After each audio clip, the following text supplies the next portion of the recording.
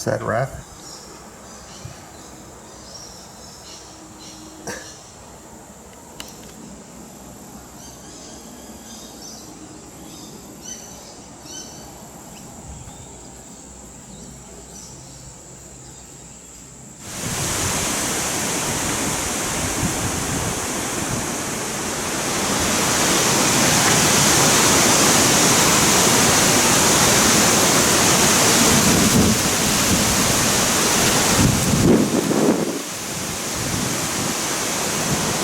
What you're looking at here is the after effects of Cyclone Oma. It's moved off the coast, moving away from Australia, but we're still getting gusts here at 30 to 40 knots.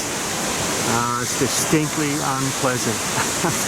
The trees are just whipping backwards and forwards, and we're constantly having to pick up torn up branches and so on. But, well, you've got to put up with it. Let's go and have a look at the site where the bridge is going. Well, I'm just going to have to be careful walking in amongst the trees here. I mean, that's the thing about Australia. If the animals and the sea life and the insects and the snakes don't kill you, the trees will. So what I need to do is to clear out this site, and then we're going to look at the problem that I have with the levels on either side of the creek bank.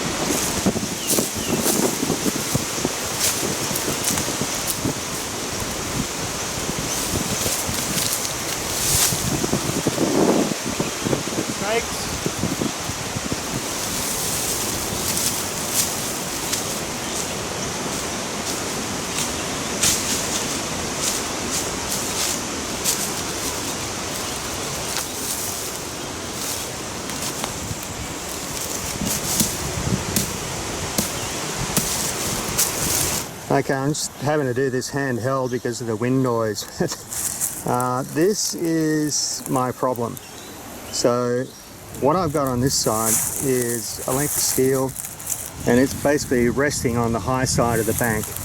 And if we follow that over, when we get to a point which is just here, this is going to be the footing position on the far side of the bank. And you can see there that we've got roughly 10 inches of difference in level between one side and the other. So that means that my stirrup footing is going to be sitting almost on the surface of the ground, and it's going to have to be built up with concrete in some way. What I thought was going to be a straightforward situation where I just dig a hole and fill it with concrete is not going to work. So I'm going to have to sort of box up or put some formwork in to support that footing, and then later on I'm going to have to sort of fill this area on this side of the creek bank so I get a sort of a ramp off the bridge. So, as always, it's never straightforward. And the other thing I've got to contend with is that my bridge is that wide. So that's where the footing on the other side of the span has to go. And it's quite close to the creek bank. And if I start digging a hole there, I need to make sure it's not going to subside into the creek itself.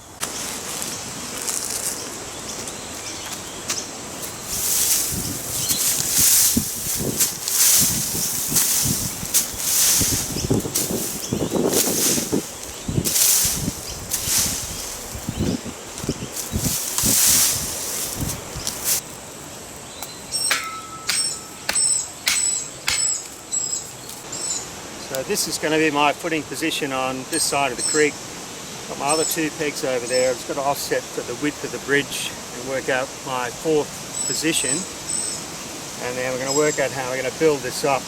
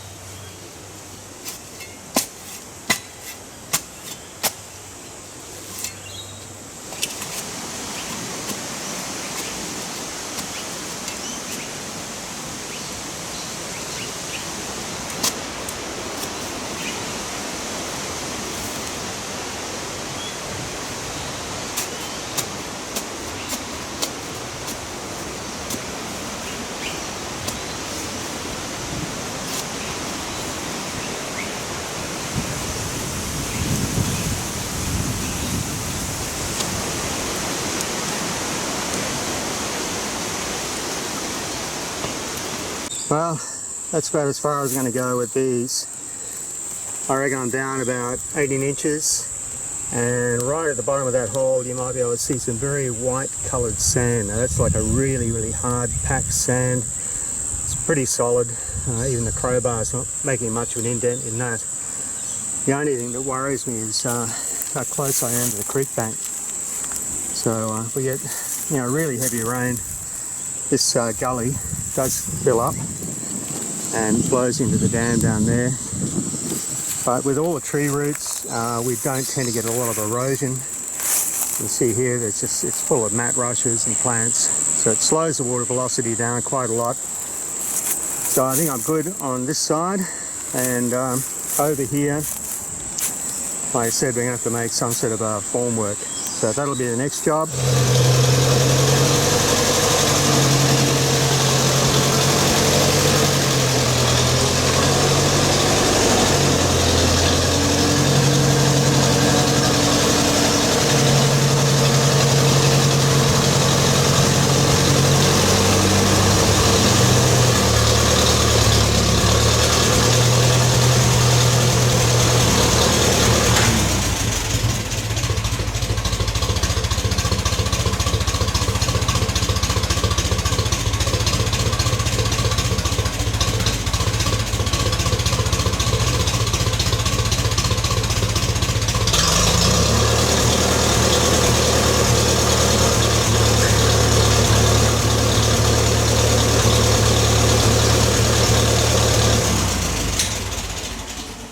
Okay, so here's the plan. We're going to lift this end of the bridge with the jib crane on the tractor, and my mate Mac is going to walk along behind with the hand truck here, and he'll just lift this end off the road, and we're going to head off down the road to the creek, which is about, I don't know, about 80 metres or so, and then going to do a right hand turn and pull up alongside the creek, and then we just got to get one end of the bridge across. This is my workhorse around the property. It's a TE20 Ferguson tractor.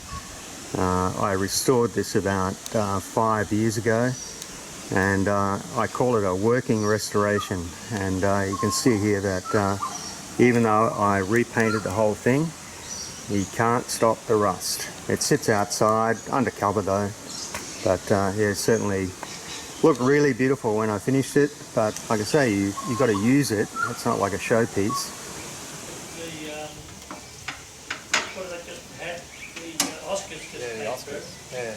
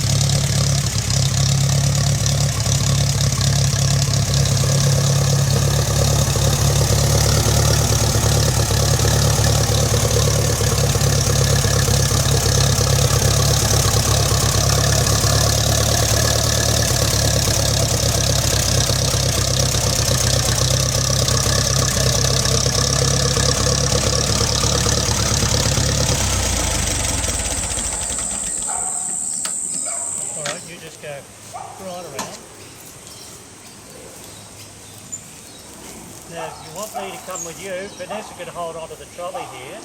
Yeah. Would you mind doing that, Vanessa? Not at all. We can manage this. See if we wait on that, and we'll be dragging it, all right?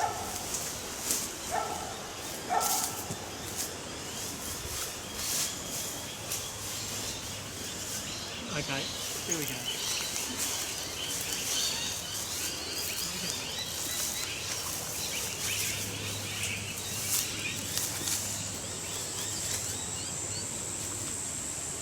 bolt it in there.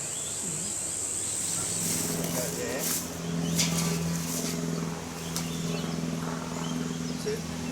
To there? Yeah, so what we're going to do is I'm going to clamp that to the middle 2 bars, and we'll use that to get the height that we need. Oh, yeah, alright. Then I can get the box underneath it.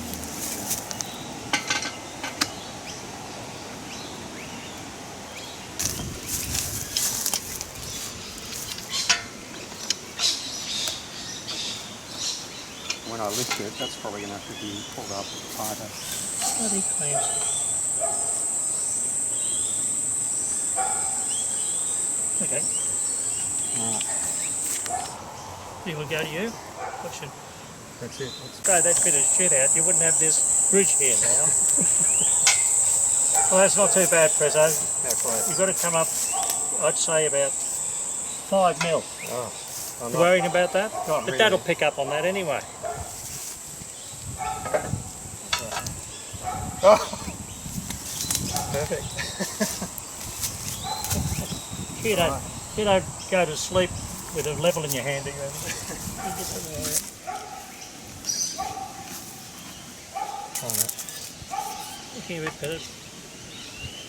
Perfect.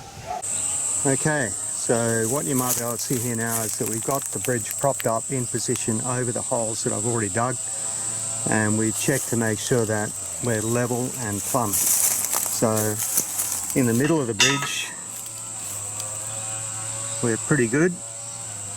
So the left and right hand end of the bridges are the same height above ground level, and we have a look up here and we're level across from one side of the bridge to the other, or from handrail to handrail. And what I'm going to do is bolt these stirrups in position, and they're just going to hang down into the holes, and then I'll backfill these holes with concrete, and that's going to set everything in position. Now at this end there's quite a height difference between one bank and the other, so even if I put the stirrups hanging down from this post here, they're not going to even get in the hole. So what I've done is I made up a box just using some old scrap form ply, and if you're worried about all those crisscross marks on the outside, this was from another job. So the inside is clean, and put some 45-degree fillets in the corners there. So it's going to be positioned underneath this end of the bridge and leveled up, and I'll fill that whole box with concrete.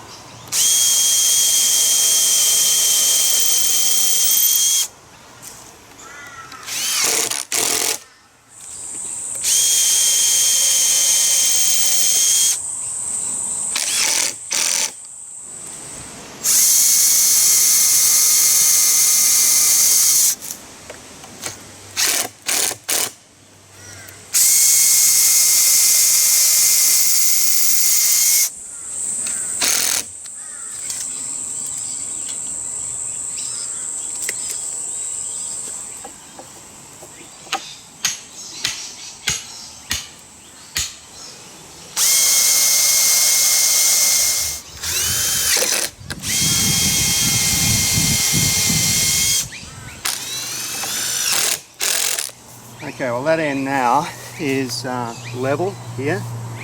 The post is in the centre of the formwork. I'll just take care of the other end, and that's going to be sufficiently rigid enough to get the concrete in there to set this end. And if there are any concrete technicians watching, have pity on me. I'm a complete rank amateur, but I don't know, it seems to work for me. Now what I need to do is get these captive nut plates up inside that post and get the bolts through from the outside to hold everything in place. In an earlier episode I explained my reasoning for doing it this way. I do want to be able to remove the bridge completely from its footings at a later stage, if that becomes necessary. And I knew that trying to get the nuts up inside that stanchion there was going to be almost impossible. And what I'm going to do is just put some of this polyurethane sealant on here so that once it's tightened, the sealant is going to act like a bond or a glue and keep everything in place. So if I ever do need to remove this, this should stay in place. So it's a bit like having a threaded hole in here, but this steel only has a 2mm wall thickness, so that wasn't going to be practical. Okay, so here's the fun bit. So I'm going to get that up inside there, put my stirrup on the outside, and just get one of those threaded in there. The bottom one should be easy. Alright, that's got the top one.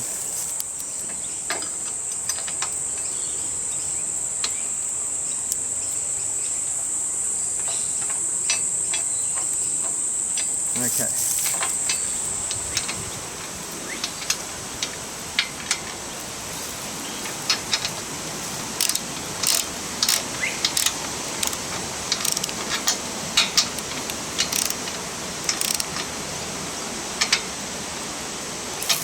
Okay, so that's down in the hole now. It's going to be filled up with concrete to that point there. These little tabs are sticking out. They'll help to keep it contained within that concrete, stop it sliding out. I don't really need to over tighten these bolts. It's just, it's going to take 2 people maximum, and it's not like we're going to have a raging flood through here to sweep it away to its death. So I'll do this on all 4 corners, and then we can start mixing concrete. What fun! I just want to get some reinforcement in this end of the formwork. So I've got some rebar, or Rio as we call it here. And it's just sitting on these 2 little plates here, which are part of the original stirrup. And I'm just going to wire that on. And that gives me at least something to reinforce this top section of the concrete pour. So I'll get that in, and I reckon that's enough. I don't think it needs, mesh or anything like that in there. It's just a bit of a fiddle to get the wire in and around that.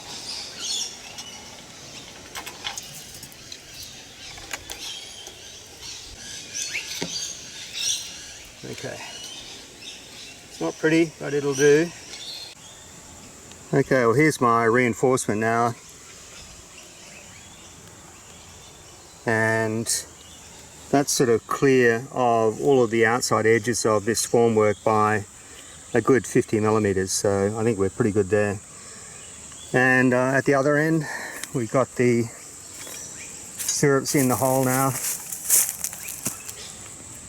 so that should be okay. So I'm going to go and mix the concrete, so we'll come back when we're ready to dump it in the holes.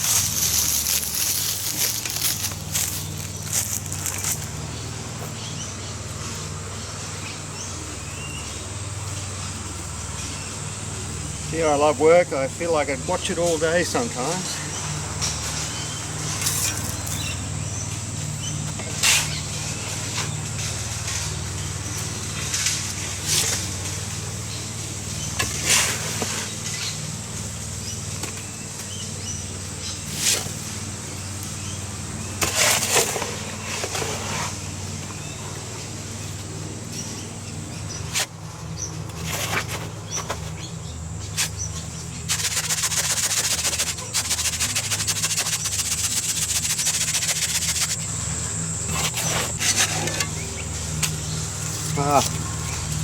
That didn't go far. Hope I'm going to have enough.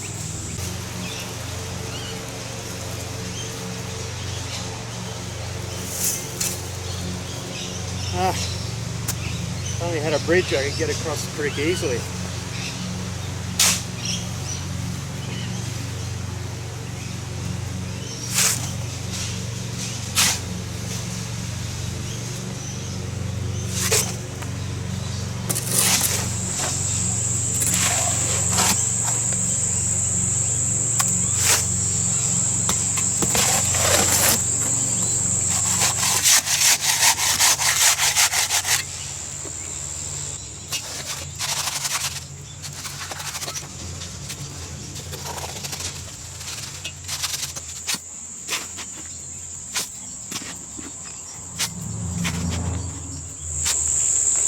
question is there going to be enough?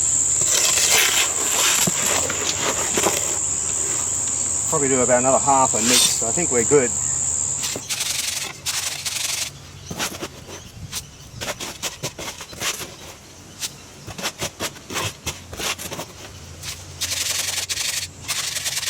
Alrighty, I think I need about a quarter of a mix. I got enough, so I'll go and do that.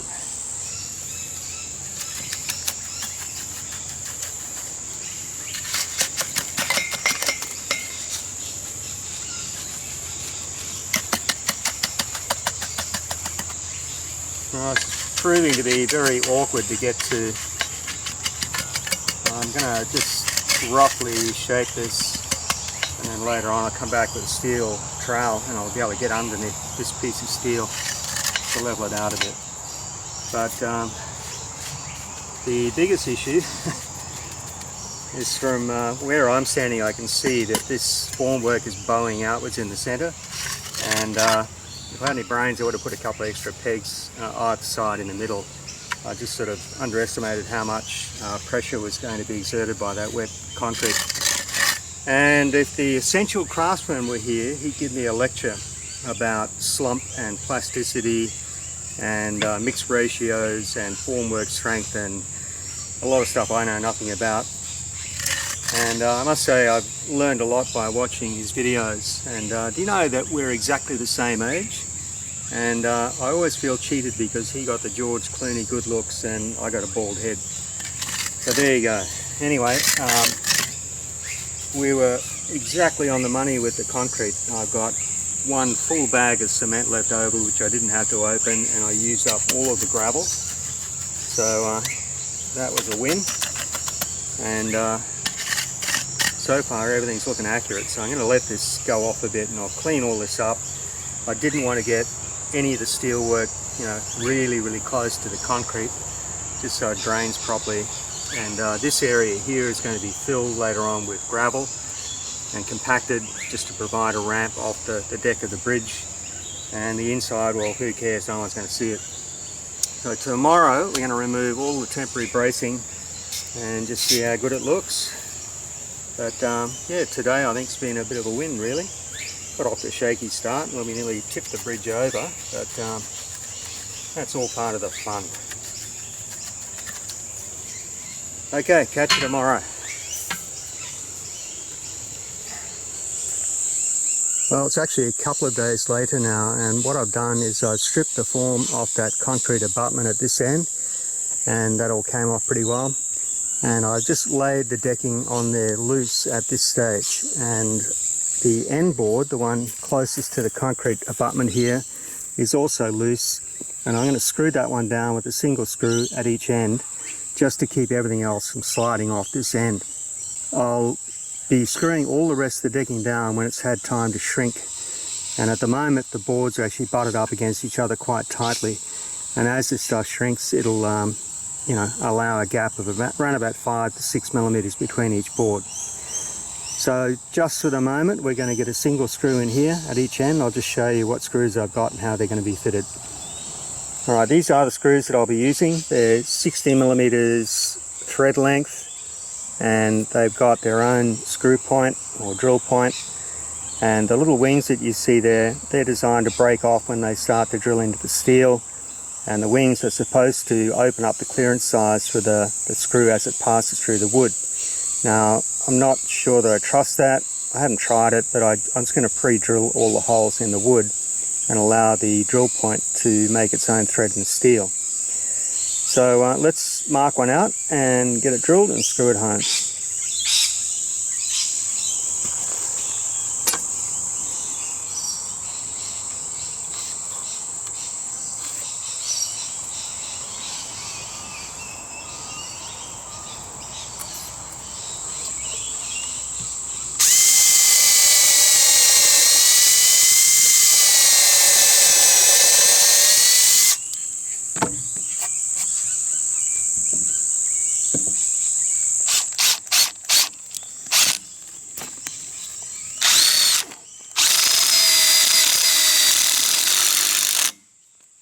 It's that easy.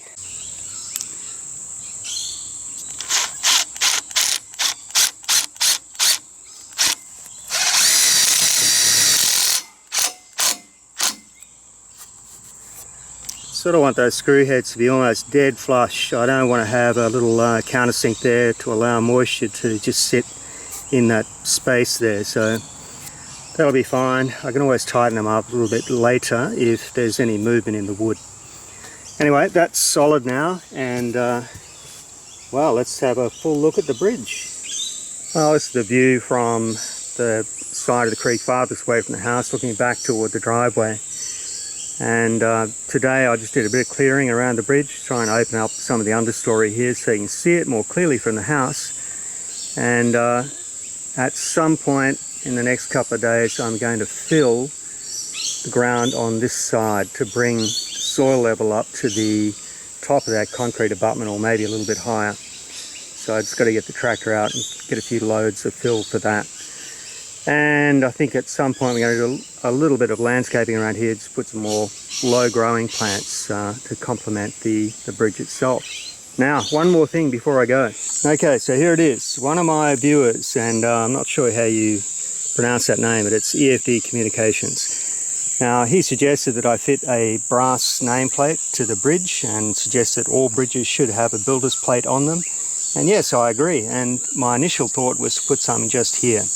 And then I thought, well, I want to actually name the bridge, and I have a name of a person that I want to dedicate the bridge to. So that sort of meant that it wasn't going to fit in this area here. So instead, I'm going to fit a curved and cast brass nameplate, and it's going to be a bit like the cast nameplates that you would see on steam locomotives from the early 1900s. And that's going to give me a little bit more real estate to put all the lettering that I want. So there you go, challenge accepted. And in the next video, you're going to see me doing the pattern making for that process.